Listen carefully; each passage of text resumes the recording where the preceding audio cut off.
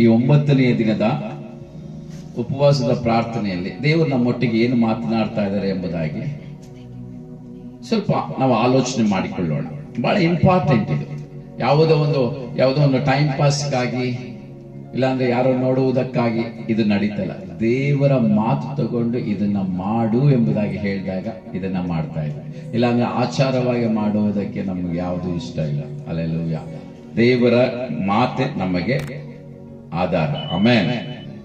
Okay, ವಿಮೋಚನಾ ಕಾಂಡ 33ನೇ ಅಧ್ಯಾಯ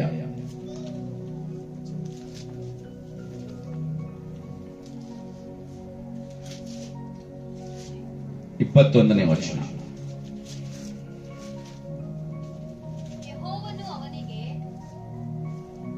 ಇಲ್ಲಿ ನನ್ನ ಸಮೀಪದಲ್ಲೇ ಒಂದು ಸ್ಥಳವಿದೆ, ನೀನು ಈ ಬಂಡೆ ಮೇಲೆನೇ ನಿಂತಿರಬೇಕು. Amen.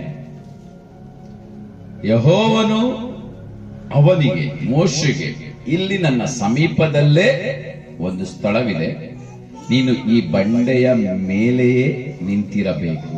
Amen. Hallelujah, hallelujah, hallelujah. 18ನೇ ವಚನದಲ್ಲಿ, ಅದಕ್ಕೆ ಮೋಶೆ, ನಿನ್ನ ಮಹಿಮೆಯನ್ನು ದಯಮಾಡಿ ನನಗೆ ತೋರಿಸು. ಹಲ್ಲೆಲೂಯಾ. ನೋಡಿ, ಮೋಶೆ ದೇವರನ್ನು ನೋಡಲು ಇಷ್ಟಪಡ್ತಾ ಇದ್ದಾನೆ. ಮೋಶೆಗೆ ನೋಡಿ, ಇಲ್ಲಿ ಪರಿಶುದ್ಧವಾಗಿರುವಂತ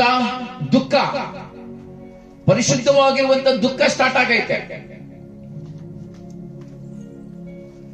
ಮೋಶೆ ಕುರಿಗಳನ್ನು ಮೇಯಿಸ್ತಾ ಇರುವಂತ ಸಮಯದಲ್ಲಿ ದೇವರು ಮೋಶೆಯನ್ನು ಕರೆದು ಐಗುಪ್ತ ದೇಶಕ್ಕೆ ಹೋಗಿ ಫರೋಹನ ಹತ್ರ ಮಾತನಾಡಿ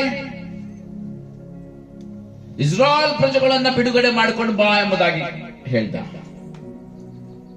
ದೇವರು ಹೇಳಿರೋ ಪ್ರಕಾರನೇ ಐಗುಪ್ತ ದೇಶದಲ್ಲಿ ಅದ್ಭುತಗಳು ನೋಡ್ದ. ಕೈಯಲ್ಲಿರುವಂತ ಕೋಲು ಹಾವಾಗಿದೆ,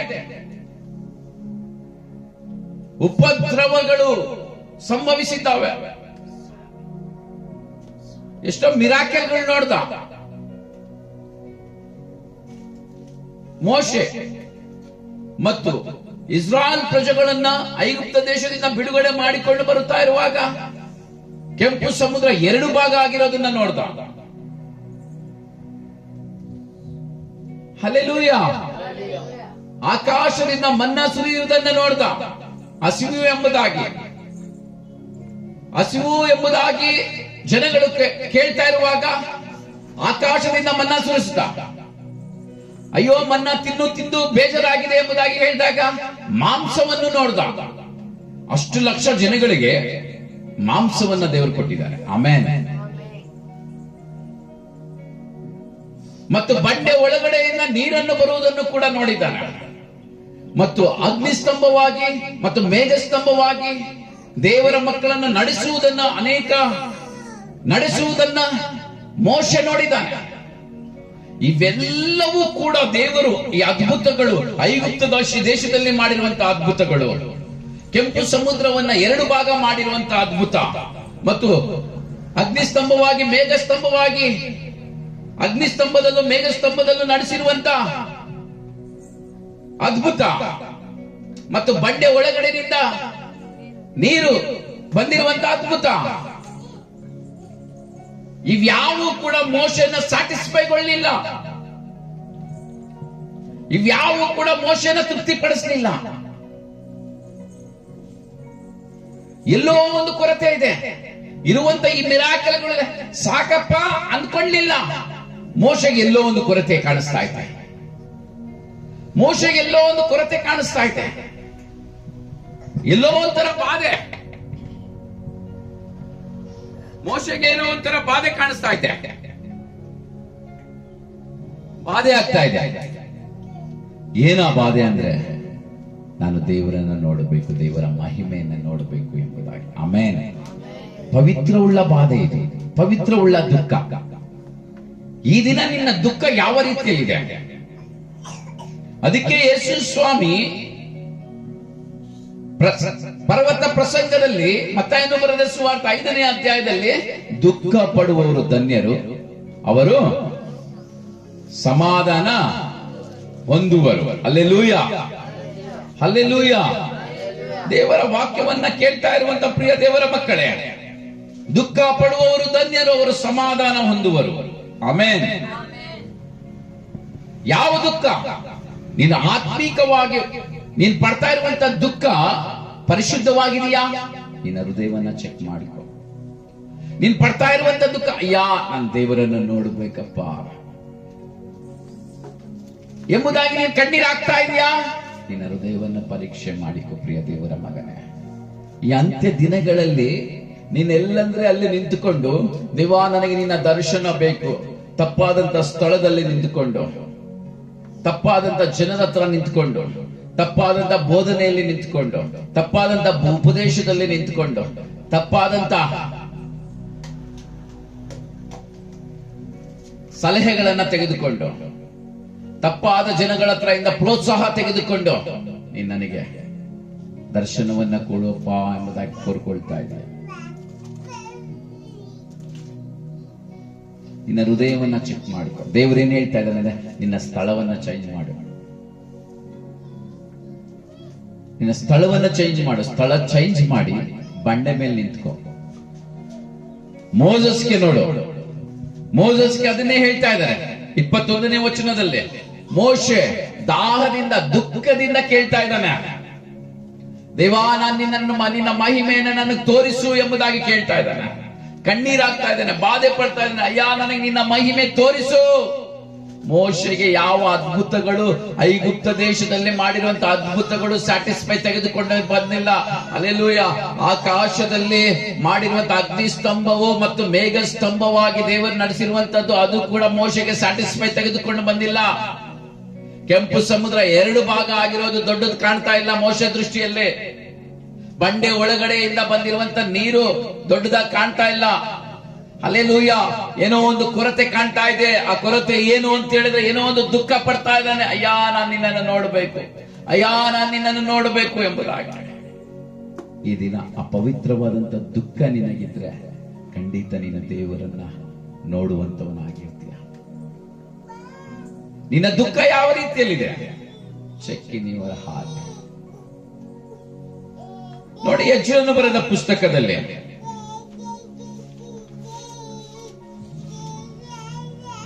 ಯಜ್ಞನು ಬರೆದ ಪುಸ್ತಕದಲ್ಲಿ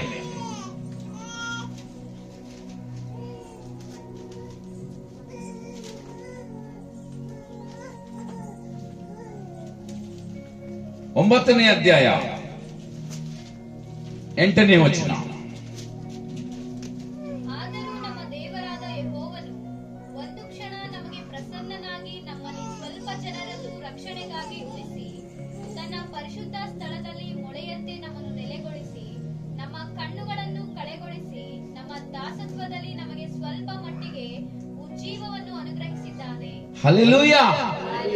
ದಾಸತ್ವದಲ್ಲೂ ಕೂಡ ರಿವೈವಲ್ ತೆಗೆದುಕೊಂಡು ಬಂದಿದ್ದಾರೆ. ಆಮೆನ್. ಕಾರಣ ಏನು ಅಂತ ಹೇಳಿದ್ರೆ, ಆ ದಾಸತ್ವದಲ್ಲೂ ಕೂಡ 9ನೇ ವಚನ ಬಹಳ ಸ್ಪಷ್ಟವಾಗಿ ಹೇಳ್ತಾ ಇದೆ, ನಾವು ದಾಸರಾದರೂ ನಮ್ಮ ದೇವರು ನಮ್ಮ ದಾಸತ್ವದಲ್ಲಿ ನಮ್ಮನ್ನು ಕೈ ಬಿಡಲಿಲ್ಲ. ನಾವು ದಾಸರಾದರೂ ಕೂಡ ನಮ್ಮ ದೇವರು ನಮ್ಮ ದಾಸತ್ವದಲ್ಲಿ ಕೈ ಬಿಡದೇ ಇರುವಂತಹ ದೇವರು ನಮ್ಮ ದೇವರು. ಕಾರಣ ಏನು ಅಂದ್ರೆ, ನಿನ್ನ ದಾಸತ್ವದಲ್ಲೂ ಕೂಡ, ನಿನ್ನ ದಾಸತ್ವದಲ್ಲಿ, ನಿನ್ನ ಗುಲಾಮಗಿರಿಯಲ್ಲೂ ಕೂಡ, ನಿನ್ನ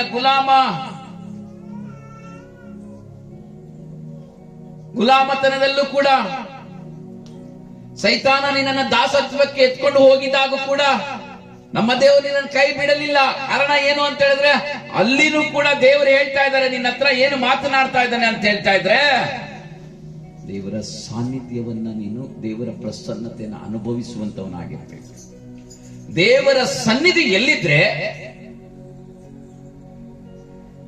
ದಾಸತ್ವದಲ್ಲೂ ಕೂಡ ದೇವರ ಪ್ರಸನ್ನನಾದ.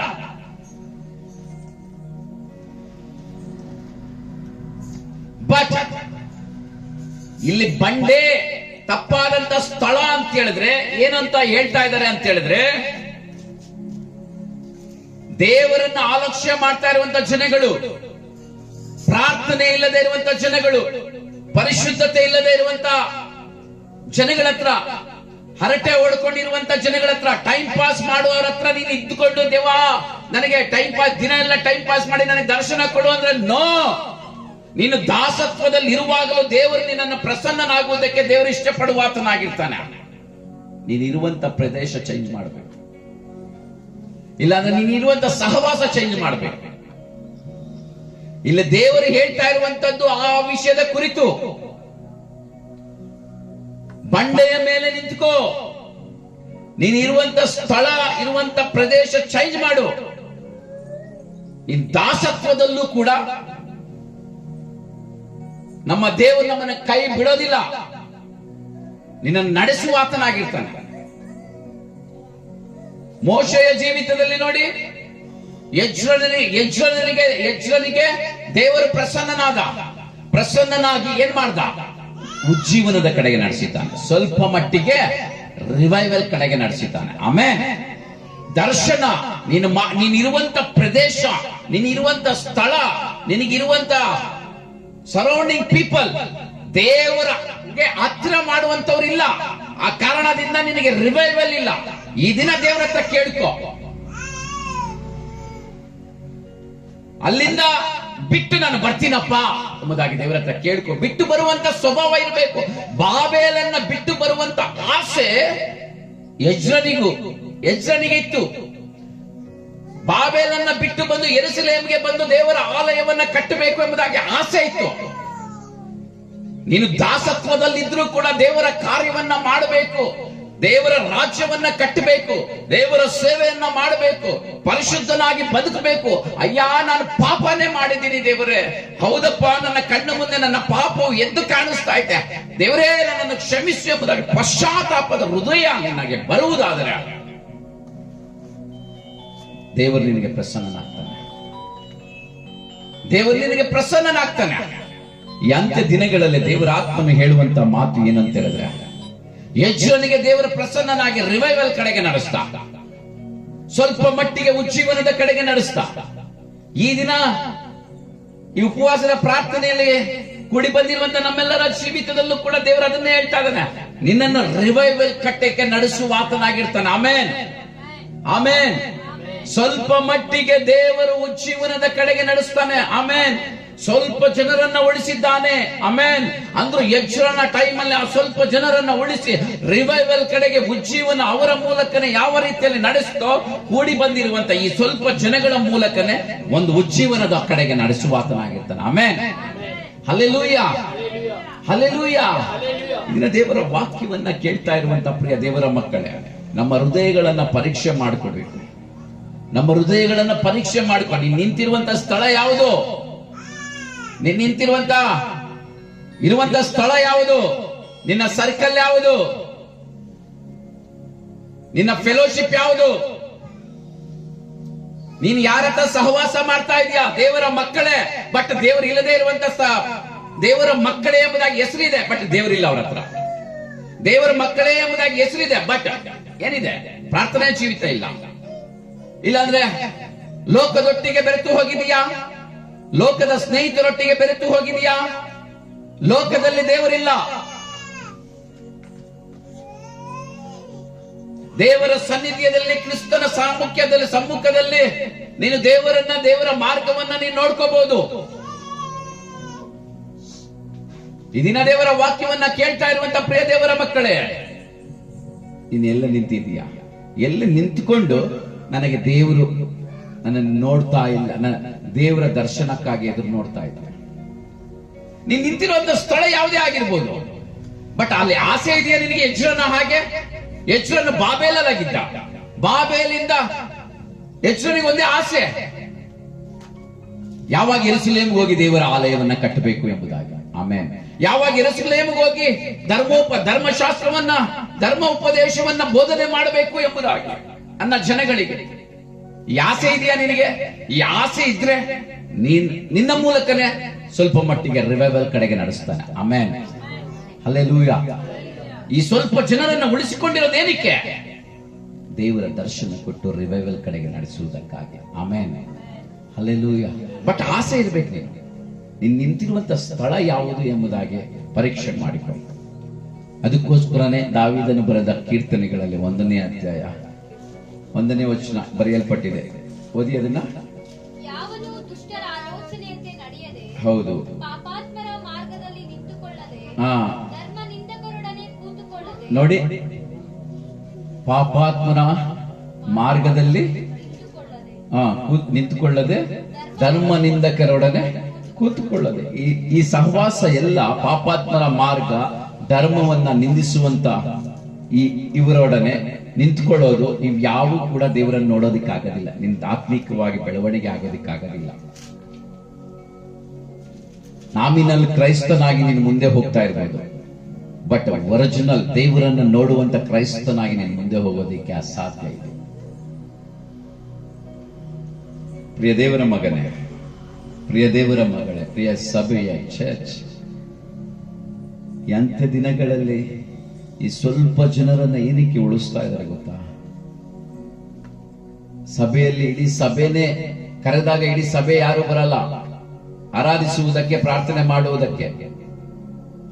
ಸ್ವಲ್ಪ ಜನಗಳನ್ನೇ ಬರ್ತಾ ಇದ್ದಾರೆ. ಆ ಸ್ವಲ್ಪ ಜನರನ್ನೇ ಒಂದು ರಿವೈವಲ್ ಕಡೆಗೆ ನಡೆಸುವುದಕ್ಕಾಗಿ. ಆಮೇನ್, ಹಲ್ಲೆಲೂಯಾ.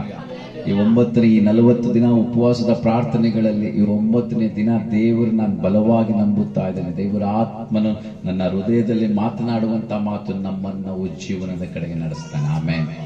ಈ ಬೆರಳೆಣಿಕೆ ಇರುವಷ್ಟು ನಮ್ಮನ್ನೇ ದೇವರು ನಡೆಸ್ತಾನೆ. ಆಮೇನ್. ಕಾರಣ ಏನು ಅಂತ ಹೇಳಿದ್ರೆ, ಇರುವಂತ 20 ಲಕ್ಷ 40 ಲಕ್ಷ ಜನ ಹೇಳಲಿಲ್ಲ ಮೋಶೆ ಒಬ್ಬನಲ್ಲಿ ಆ ದಾಹ ಹುಟ್ಟಿತು. ಏನಂತ? ಅಯ್ಯ, ನಾನು ನಿನ್ನ ಮಹಿಮೆಯನ್ನ ನೋಡ್ಬೇಕಪ್ಪ, ನಿನ್ನ ಮಹಿಮೆಯನ್ನು ತೋರಿಸು. ಹಲ್ಲೆಲೂಯಾ. ಯಾರಿಗೂ ಹುಟ್ಟಿಲ್ಲ, ನನಗೆ ನಿನ್ನ ಮಹಿಮೆಯನ್ನು ತೋರಿಸು ಎಂಬುದಾಗಿ. ಬಟ್ ಮೋಶೆ ಹುಟ್ಟಿತು. Amen, hallelujah, hallelujah. ಮೋಶೆನ ಬಂಡೆ ಮೇಲೆ ನಿಂತ್ಕೊ ಎಂಬುದಾಗಿ ಹೇಳ್ದ. ಹಲ್ಲೆಲೂಯಾ. ಬಂಡೆ ಮೇಲೆ ನಿಂತ್ಕೊಂಡ. ಈ ದಿನ ದೇವರ ವಾಕ್ಯವನ್ನ ಕೇಳ್ತಾ ಇರುವಂತ ಪ್ರಿಯ ದೇವರ ಮಕ್ಕಳೇ, ಬಂಡೆಯ ಮೇಲೆ ನಿಂತ್ಕೊಳ್ಳುವುದಕ್ಕೆ ನೀನು ಸ್ಥಿರವಾಗಿ ಇದ್ದರೆ, ಬಂಡೆ ಮೀನ್ಸ್ ಸ್ಥಿರತೆ, ದೃಢತೆ. ಅದಕ್ಕಾಗಿನೇ ಕೀರ್ತನೆಗಳು 40ನೇ ಅಧ್ಯಾಯ 3-4-5 ವಚನಗಳನ್ನ ಓದಿಕೊಡ್ರಿ. ನಾನು ಯೆಹೋವನಿಗೋಸ್ಕರ ನಿರೀಕ್ಷಿಸಿದೆನು, ಆತನು ನನ್ನ ಮೊರೆಗೆ ಕಿವಿಗೊಟ್ಟು ಲಕ್ಷಿಸಿದನು. ನನ್ನನ್ನು ನಾಶನದ ಗುಂಡಿಯೊಳಗಿನಿಂದ ಎತ್ತಿದನು, ಕೆಸರಿನೊಳಗಿನಿಂದ ನನ್ನನ್ನು ತೆಗೆದು ಬಂಡೆಯ ಮೇಲೆ ನಿಲ್ಲಿಸಿ ನಾನು ದೃಢವಾಗಿ ಹೆಜ್ಜೆ ಇಡುವಂತೆ ಮಾಡಿದನು. Amen, hallelujah. ನಿನ್ನನ್ನು ದೃಢವಾಗಿ ಹೆಜ್ಜೆ ಇಡುವ ಹಾಗೆ ಮಾಡುವಂತದ್ದು ಆತನ ಉಪದೇಶ. ನಿನ್ನನ್ನು ದೃಢವಾಗಿ ಹೆಜ್ಜೆ ಇಡುವ ಹಾಗೆ ಮಾಡುವುದು ದೇವರ ಸನ್ನಿಧಿಯ. ನಿನ್ನನ್ನು ದೃಢವಾಗಿ ಹೆಜ್ಜೆ ಇಡುವಂತೆ ಮಾಡುವುದು ಪ್ರಾರ್ಥನಾ ಜೀವಿತ. ನಿನ್ನನ್ನು ದೃಢವಾಗಿ ಹೆಜ್ಜೆ ಇಡುವ ಹಾಗೆ ಮಾಡುವುದು ಪರಿಶುದ್ಧತೆಯ ಜೀವಿತ. ನಿನ್ನನ್ನು ದೃಢವಾಗಿ ಹೆಜ್ಜೆ ಇಡುವ ಹಾಗೆ ಮಾಡುವುದು ದೇವರು ನಿನ್ನನ್ನು ನೋಡುವ ಕಾರಣದಿಂದ. ನಿನ್ನನ್ನು ದೃಢವಾಗಿ ಹೆಜ್ಜೆ ಇಡುವ ಹಾಗೆ ಮಾಡುವುದು ನಿನ್ನಲ್ಲಿರುವಂತ ತಗ್ಗಿಸಿಕೊಳ್ಳುವಂತ ಗುಣ. ನೀನು ದೃಢವಾಗಿ ಹೆಜ್ಜೆ ಇಡುವ ಹಾಗೆ ಮಾಡುವುದು ಯಾವುದು ಗೊತ್ತಾ? ನಿನ್ನಲ್ಲಿರುವಂತ ತಾಳ್ಮೆ. ಆಮೇನ್. 9 ಫಲಗಳಲ್ಲಿರುವಂತ ಒಂದು ತಾಳ್ಮೆ ನಿನ್ನನ್ನು ದೃಢವಾಗಿ ಹೆಜ್ಜೆ ಇಡುವ ಹಾಗೆ ಮಾಡುತ್ತದೆ. ದೃಢವಾಗಿ ಹೆಜ್ಜೆ ಇಡುವ ಹಾಗೆ ಮಾಡ್ತದೆ. ಈ ದಿನ ನಮ್ಮನ್ನು ನಾವು ಪರೀಕ್ಷೆ ಮಾಡಿಕೊಳ್ಳ್ರಿ. ತಾಳ್ಮೆ ಪ್ರಾರ್ಥನೆಯಲ್ಲಿ ಎಷ್ಟು ಸಾರಿ ನೀನು ತಾಳ್ಮೆ ಕಳ್ಕೊಂಡಿದೀಯ? ಬೈಬಲ್ ಓದುವಾಗ ಎಷ್ಟು ಸಾರಿ ನಾನು ಮೊಬೈಲ್ ಮುಟ್ಟಬಾರ್ದು ಅನ್ಕೊಂಡಿರ್ತೀಯ? ಯಾವುದೋ ಒಂದು ಫೋನ್ ಬಂದ್ರೆ ತಾಳ್ಮೆ ಕಳೆದುಕೊಂಡು ಮೊಬೈಲ್ ಹತ್ರ ಇರ್ತೀಯ. ಎಷ್ಟು ಸಾರಿ ಈ ತಾಳ್ಮೆಯನ್ನ ಕಳೆದುಕೊಂಡು ನೀನು ದೇವರ ಸನ್ನಿಧಿಗೆ ಆಬ್ಸೆಂಟ್ ಆಗಿದೆಯಾ? Check your heart. ನಿಮ್ಮ ಹೃದಯಗಳನ್ನ ಪರೀಕ್ಷೆ ಮಾಡಿಕೊಳ್ಳ್ರಿ.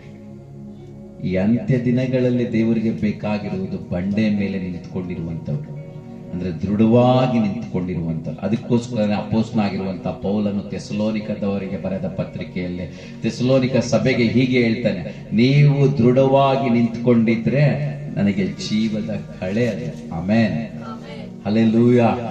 ನೀವು ದೃಢವಾಗಿ ನಿಂತುಕೊಂಡಿದ್ರೆ ದೇವರಿಗೂ ನಿನ್ನ ಮೇಲಿರುವಂತ ಅಧಿಕಾರಿಗಳಿಗೂ ಸಭಾಪಾಲಕರಿಗಳಿಗೂ ಎಲ್ಲರಿಗೂ ಕೂಡ ಒಂದು ಕಳೆ ಅದು. ಆಮೇನ್.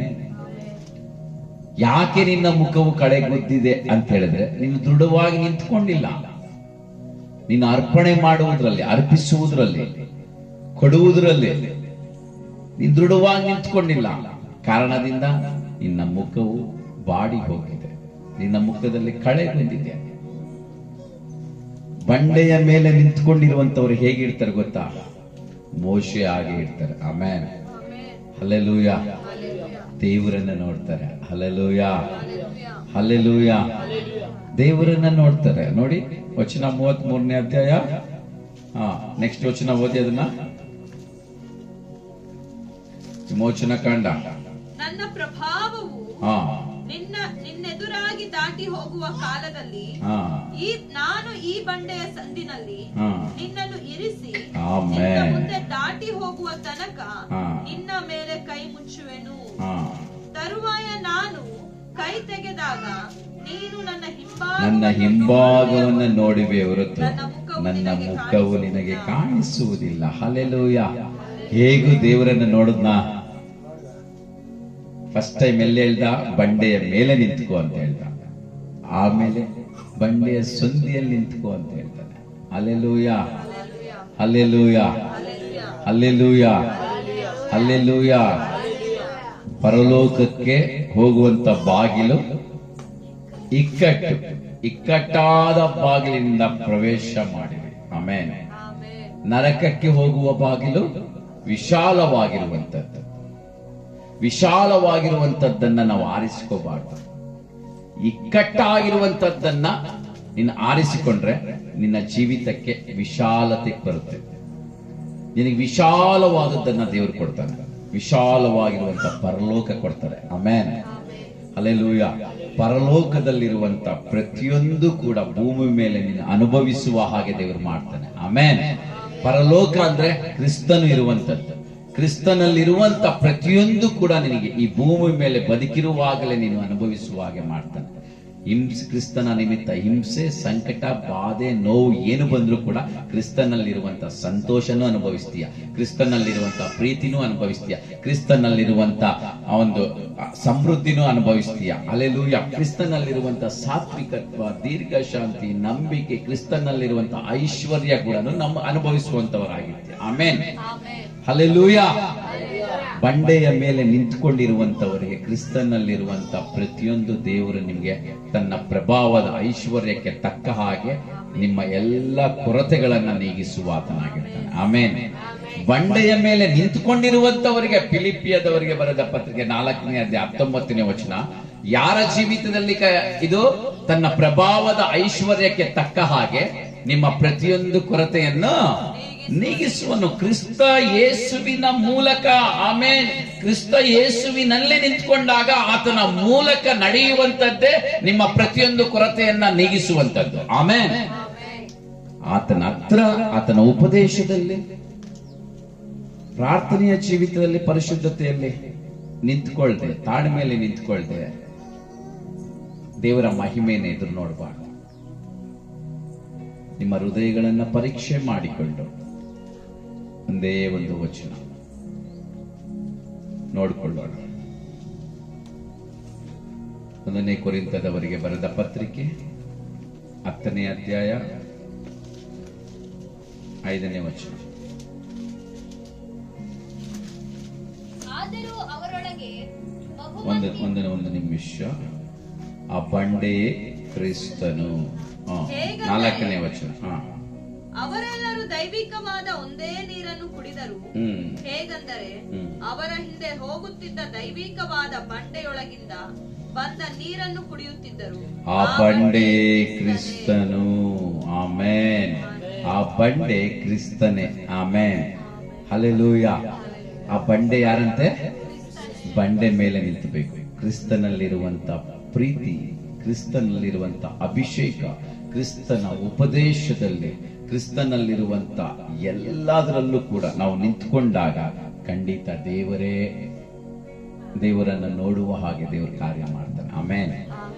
ದೇವರನ್ನು ನೋಡಿದಾಗ, ಆವಾಗ ನೀನು ಬಂಡೆ ಮೇಲೆ ನಿಂತ್ಕೊಂಡಾಗ ಫಿಲಿಪ್ಪಿ 4ನೇ ಅಧ್ಯಾಯ 19ನೇ ವಚನ ನಿನ್ನ ಜೀವಿತದಲ್ಲಿ ನೆರವೇರುತ್ತದೆ. ನನ್ನ ದೇವರು ಕ್ರಿಸ್ತ ಯೇಸುವಿನ ಮೂಲಕ ತನ್ನ ಪ್ರಭಾವದ ಐಶ್ವರ್ಯಕ್ಕೆ ತಕ್ಕ ಹಾಗೆ ನಿನ್ನ ಪ್ರತಿಯೊಂದು ಕೊರತೆಯನ್ನ ನೀಗಿಸುವನು. ಆಮೇಲೆ ಪ್ರತಿಯೊಂದು ಕ್ರಿಸ್ತ ಯೇಸುವಿನ ಮೂಲಕ, ಯಾಕೆಂದ್ರೆ ಕ್ರಿಸ್ತನಲ್ಲಿ ನೆಲೆಗೊಂಡಿದ್ದ ಕಾರಣ ಆತನ ಮೂಲಕ ನಿನ್ನ ಪ್ರತಿಯೊಂದು ಕೂಡ ನೆರವೇರಲ್ಪಡ್ತದೆ. ಆಮೇಲೆ ಆತನಲ್ಲಿ ನೆಲೆಗೊಳ್ದೆ ನೀನ್ ಸುಮ್ಮನೆ ಆ ಕಡೆ ಅರ್ಧ ಈ ಕಡೆ ಅರ್ಧ ಉಗುರು ಬೆಚ್ಚಿನ ಸ್ವಭಾವ ನಿನ್ನಲ್ಲಿದ್ರೆ ನೀನು ಏನು ಸಾಧನೆ ಮಾಡೋದಿಕ್ಕಾಗಲಿಲ್ಲ. ನೀನೇನಾದ್ರೂ ಈ ಲೋಕದಲ್ಲಿ ದೇವರಿಗಾಗಿ ಏನಾದ್ರೂ ಒಂದು ಸಾಧನೆ ಮಾಡಬೇಕು ಎಂಬುದಾಗಿ ಒಂದು ತೀರ್ಮಾನ ನಿನ್ನಲ್ಲಿದ್ರೆ ಬಂಡೆಯ ಮೇಲೆ ನಿಂತ್ಕೋಬೇಕು, ಬಂಡೆಯ ಸಂದಿನಲ್ಲಿ ನಿಂತ್ಕೋಬೇಕು. ಖಂಡಿತವಾಗಿ ದೇವರು ನಿನ್ನ ಜೀವಿತದಲ್ಲಿ ಕಾರ್ಯ ಮಾಡಲು ಇಷ್ಟಪಡ್ತಾನೆ. ಪ್ರಾರ್ಥನೆ ಮಾಡಿಕೊಳ್ಳೋಣ. ಇರುವಂತಹ ಸ್ಥಳದಲ್ಲಿ ಎಲ್ಲರೂ ಎದ್ದು ನಿಂತವರಾಗಿ ಪ್ರಾರ್ಥನೆ ಮಾಡಿಕೊಳ್ಳೋಣ. ಹೌದಪ್ಪ ದೇವರೇ, ಅನೇಕ ವೇಳೆಗಳಲ್ಲಿ ಕರ್ತನೆ ದೇವರೇ, ದೇವಾ ರಾಂಗ್ ಪ್ಲೇಸ್ ಅಲ್ಲಿ ರಾಂಗ್ ಪೀಪಲ್ ಹತ್ರ ದೇವಾ ನಿಂತುಕೊಂಡು ಕೂತ್ಕೊಂಡು ಸಮಯವನ್ನ ವೇಸ್ಟ್ ಮಾಡಿದ್ದೀನಿ ದೇವರೇ. ನನ್ನ ಜೀವಿತವನ್ನ ಮಾರ್ಪಡಿಸಪ್ಪ ಅಯ್ಯ. ಬಂಡೆಯ ಮೇಲೆ ನಿಂತ್ಕೊಂಡಿರುವಂತ ಒಂದು ಸಮೂಹ ಈ ಸಭೆಯಲ್ಲಿ ಎಬ್ಬರಿಸಪ್ಪ. ನಿಂತ್ಕೊಂಡಿರುವಂತವರನ್ನ ಎಬ್ಬರಿಸಪ್ಪ, ನಿಲ್ಲಿಸಪ್ಪ ಒಂದು ಸಭೆಯನ್ನ ಕರ್ತನೆ ದೇವರ. ಈ ಸಭೆಯನ್ನ ಇರುವಂತ ಎಲ್ಲ ದೈವ ಮಕ್ಕಳು ಬಂಡೆಯ ಮೇಲೇನೆ ಇರ್ಬೇಕಪ್ಪ. ಅನೇಕರು ಅಲ್ಲಿ ಇಲ್ಲಿ ಅದು ಇದು ನಿಂತ್ಕೊಂಡು ಕರ್ತನೆ ಸಮಯವನ್ನ ವೇಸ್ಟ್ ಮಾಡ್ತಾ ಇದ್ದಾರೆ ಕರ್ತನೆ. ಯೂಟ್ಯೂಬ್ಗಳಲ್ಲಿ ಮೆಸೇಜ್ಗಳು ಅವರು ಇವ್ರದ್ದು ಕೇಳ್ಕೊಂಡಿದ್ದಾರೆ. ಅಯ್ಯ, ನಮ್ಮ ಜೀವಿತಗಳು ಕರ್ತನೆ ದೇವರೇ, ದೇವಾ ಹಾವಿನ ಹಾಗೆ ಕರ್ತನೆ, ಎರಡು ಆಲೋಚನೆಗಳು, ಎರಡು ಮನಸ್ಸು, ಎರಡು ಮಾರ್ಗದಲ್ಲೇ ಹೋಗ್ತಾ ಇದೆಯಪ್ಪ. ಈ ಸಭೆಯಲ್ಲಿ ಅನೇಕ ದೈವ ಮಕ್ಕಳ ಜೀವಿತದಲ್ಲಿ ಒಂದು ಸ್ಥಿರತೆ, ದೃಢತೆ ಅನ್ನೋದು ಇಲ್ಲಪ್ಪ ದೇವರೇ. ಕೃಪೆ ತೋರಿಸಿ ಕೊಡಪ್ಪ. ಕೂಡಿ ಬಂದಿರುವಂತ ಎಲ್ಲ ದೈವ ಮಕ್ಕಳ ಜೀವಿತದಲ್ಲಿ ಅಯ್ಯ, ಈ 9ನೇ ದಿನದ ಉಪವಾಸದ ಪ್ರಾರ್ಥನೆಯಲ್ಲಿ ಇನ್ನು ಸ್ವಲ್ಪ ಮಟ್ಟಿಗೆ ಒಂದು ಉಜ್ಜೀವನದ ಕಡೆಗೆ ನಡೆಸ್ತಾ ಇದೆಯಪ್ಪ. ಒಂದು ಉಜ್ಜೀವನವನ್ನು ತೆಗೆದುಕೊಂಡು ಬರ್ತಾ ಇದೆಯಪ್ಪ. ಇರುವಂತ ಈ ಸ್ವಲ್ಪ ಜನರಲ್ಲೇ ಒಂದು ಉಜ್ಜೀವನದ ಗಾಳಿ ಬೀಸ್ತಾ ಇದೆಯಪ್ಪ ದೇವರ. ಅಯ್ಯ, ಸ್ತೋತ್ರಗಳಪ್ಪ ಕರ್ತನೆ. ಒಂದು ರಿವೈವಲ್ ಕರ್ತನೆ ಯೇಸು ಕ್ರಿಸ್ತನ ನಾಮದಲ್ಲಿ ಕರ್ತನೆ ದೇವ. ಕೂಡಿ ಬಂದಿರುವಂತ ನೋಡ್ತಾ ಇರ್ತ ಎಲ್ಲ ದೈವ ಮಕ್ಕಳ ಜೀವಿತದಲ್ಲಿ ವಿಶೇಷವಾಗಿ ದೇವಾ, ನೀನು ಕರೆದಾಗ ನಾನು ನಿನ್ನನ್ನು ನೋಡಬೇಕು ಎಂಬುದಾಗಿ ಕರೆದಾಗ ಬಂದಿರುವಂತ ಈ 9ನೇ ದಿನದಲ್ಲಿ ಕರ್ತನೆ ಬಂದಿರುವಂತ ದೈವ ಮಕ್ಕಳ ಜೀವಿತದಲ್ಲಿ ಒಂದು ವಿಶೇಷವಾದಂತ ಕಾರ್ಯವು ನಡೆಯಲೇ ಕರ್ತನೆ. ಯಜ್ರನ ಜೀವಿತದಲ್ಲಿ ಕರ್ತನೆ ಸ್ವಲ್ಪ ಜನರನ್ನ ಉಳಿಸಿ ಕರ್ತನೆ ಸ್ವಲ್ಪ ಮಟ್ಟಿಗೆ ಒಂದು ರಿವೈವಲ್ ಮಾಡ್ಕೊಂಡು ಬಂದಿದ್ಯಪ್ಪ. ರಿವೈವಲ್ ಅನ್ನ ತೆಗೆದುಕೊಂಡು ಬಂದಿದ್ಯಪ್ಪ ಅವ್ರ ಜೀವಿತದಲ್ಲಿ. ಅಯ್ಯ, ಕೂಡಿ ಬಂದಿರುವಂತ ಎಲ್ಲರ ಜೀವಿತಲ್ಲೂ ಇದೇ ಕಾರ್ಯವನ್ನ ಮಾಡು ದೇವರ. ನಾವು ನಿನ್ನ ಬಂಡೆಯ ಮೇಲೆ ನಿಂತ್ಕೋಬೇಕಪ್ಪ ಅಯ್ಯ. ನಾವು ನಿನ್ನ ಮುಖ ದರ್ಶನವನ್ನ ನೋಡುವಂತವರಾಗಿರ್ಬೇಕಪ್ಪ ದೇವಾ. ನಿನ್ನ ದೇಹವನ್ನ, ನಿನ್ನ ಹಸ್ತವನ್ನ ನಾವು ನೋಡುವಂತವರಾಗಿರ್ಬೇಕಪ್ಪ. ನಿನ್ನ ದೇಹದ ಯಾವ ಭಾಗವಾದ್ರೂ ಕೂಡ ಕರ್ತನೆ ನೋಡುವಂತವರಾಗಿರ್ಬೇಕಪ್ಪ. ನಿನ್ನ ಹೃದಯವನ್ನ ನೋಡುವಂತವರಾಗಿರ್ಬೇಕಪ್ಪ ಅಯ್ಯ. ಹಾಗೆ ಕರ್ತನೆ ನಮ್ಮನ್ನು ಸ್ಥಿರವಾಗಿ ನಿಲ್ಲಿಸಿ ನಿನ್ನ ಮುಖ ದರ್ಶನದ ಮೂಲಕ ಕರ್ತನೆ ದೇವರ ದೇವಾ. ಕೂಡಿ ಬಂದಿರುವಂತ ಎಲ್ಲ ದೈವ ಮಕ್ಕಳ ಜೀವಿತದಲ್ಲಿ, ನೋಡ್ತಾ ಇರುವಂತ ಎಲ್ಲ ದೈವ ಮಕ್ಕಳ ಜೀವಿತದಲ್ಲಿ ಕ್ರಿಸ್ತನಲ್ಲಿ ನೆಲೆಗೊಂಡಿರುವಂತವರಿಗೆ ಕ್ರಿಸ್ತ ಯೇಸುವಿನ ಮೂಲಕ ತನ್ನ ಪ್ರಭಾವದ ಐಶ್ವರ್ಯಕ್ಕೆ ತಕ್ಕ ಹಾಗೆ ನೋಡ್ತಾ ಇರುವಂತ ಬಂದಿರುವಂತ ಎಲ್ಲ ಕೊರತೆಗಳು ನೀಗಲ್ಪಡಲಿ ಕರ್ತನೆ. ಯೇಸು ಕ್ರಿಸ್ತನ ನಾಮದಲ್ಲಿ ಕರ್ತನೆ.